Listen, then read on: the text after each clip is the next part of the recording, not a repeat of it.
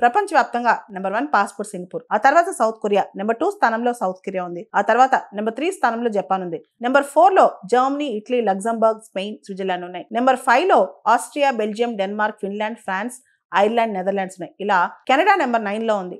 Number 10 లో Latvia, లిచెన్స్టీన్ ఉన్నాయి అన్నమాట. మనం చూస్తే 1 to 10 కూడా అన్ని టాప్ కంట్రీస్ అని చెప్పొచ్చు. ఈ లిస్ట్ మీరు ఒకసారి ఇక్కడ చూడొచ్చు అనమాట.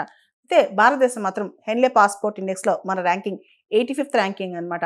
మన పాస్పోర్ట్ తో వీసా ఫ్రీ లేదా వీసా ఆన్ అరైవల్ ద్వారా 57 కంట్రీస్కి వెళ్ళొచ్చు. ఈ 57 కంట్రీస్ లో కూడా ఎక్కువగా ఆఫ్రికా, ఏషియా మరియు కెరీబియన్ కంట్రీస్ ఉన్నాయి. టాప్ మోస్ట్ కంట్రీస్ అయితే మన పాస్పోర్ట్ కి వీసా ఫ్రీ లేదా వీసా ఆన్ అరైవల్ ఇవ్వలేదన్నమాట. 57 డెస్టినేషన్స్ కి భారత్ పాస్పోర్ట్ తో వీసా ఫ్రీ లేదా వీసా ఆన్ అరైవల్ ద్వారా వెళ్ళొచ్చు అనమాట.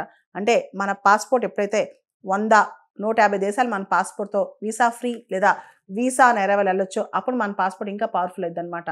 ఈ గ్లోబలైజ్డ్ వరల్డ్లో పాస్పోర్టే చాలా ఇంపార్టెంట్. పాస్పోర్ట్లో ఆ పాస్పోర్ట్ ద్వారా ఎన్ని దేశాలకి వీసా రెగ్యులేషన్స్ అంటే వీసా ఫ్రీ ద్వారా కానీ లేదా వీసా ఆన్ అరైవల్ ద్వారా కానీ వెళ్ళొచ్చు అనే దాని మీదే మన యొక్క బిజినెస్ డీలింగ్స్ కానీ మన యొక్క పెట్టుబడులు కానీ మనం ఇతర దేశాల్లో పెట్టే పెట్టుబడులు కానీ ఇవన్నీ ఆధారపడి ఉంటాయి.